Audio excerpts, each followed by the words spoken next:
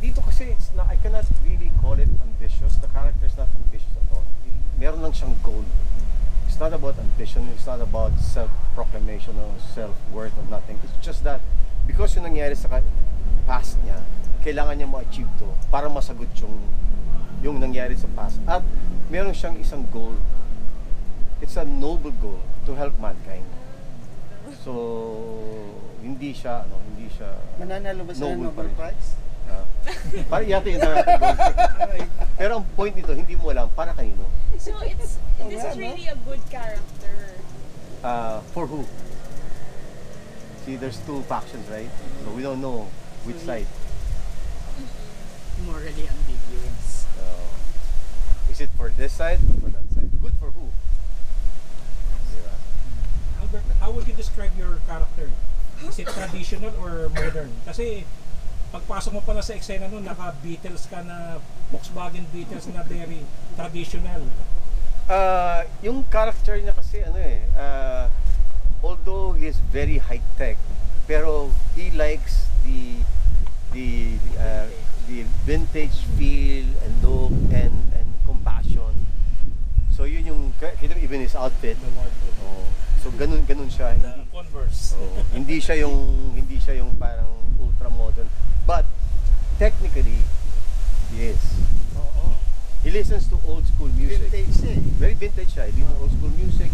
He likes everything old, but Out of the box. pero yung brain niya, di ba? Kumbaga, masyado ng wild yung sa mundo.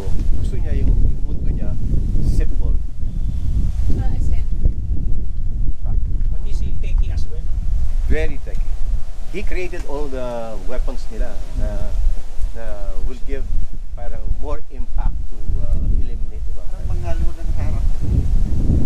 Masarap. Masarap. Nakakatuwa. Saka character na hindi mo siya makakalimutan. Sir, sabi niyo po kanina na when you first worked with Catherine and Daniel, babies pa sila pareho. Ano po ang, and now they're adults, ano po ang na-notice niyo na naging changes sa kanila from the time that you first worked with them hanggang ngayon? Ano po ang nagbago sa kanila? Well, it's yung typical teenager na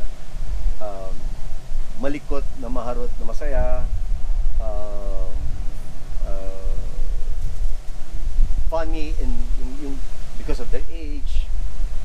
Ngayon yung humor nila completely change. I mean, yung masaya pa rin sila, but alam mong adult na. Parang yung level ko at level nila which actually parang magkasabay na. Kasi nung dati, parang feeling ko parang mga 6 years old na sila. Ganun kalayo yung agwat. Ngayon hindi. Even when nagkukwentuhan kami ganyan, kung ano yung level ko, yun ang level niya. Even naabot na nila yung level of wisdom and adult mindset na tama-tama naman because of their age. Pero tingin ko parang maaga pa rin. But then again, I'm happy na umabot sila din. Dahil meron ng sense of responsibility, sense of awareness, sense of respect. Hindi na sila baby. Are they much more professional now? They were professional before, pero ngayon, ibang level na. Talagang, ang passion nila for work is talagang professional level. It goes with age. Dahil siya, maraming salamat po. Thank you din, and it was a Pasalamatan na pleasure. lang po natin imbitahan ng ating mga kaibigan dito, sir. Nang panoorin ang Lalo na Sangre. Oo, dapat wag nyo may-miss ang mga forthcoming episodes ng Lalo na Sangre dahil, as I said, mag-unravel pa yung mga mysteries na hindi natin naiintindihan. Finally, lahat ng questions in your mind, why, where, and how, masasagot in the process. Okay.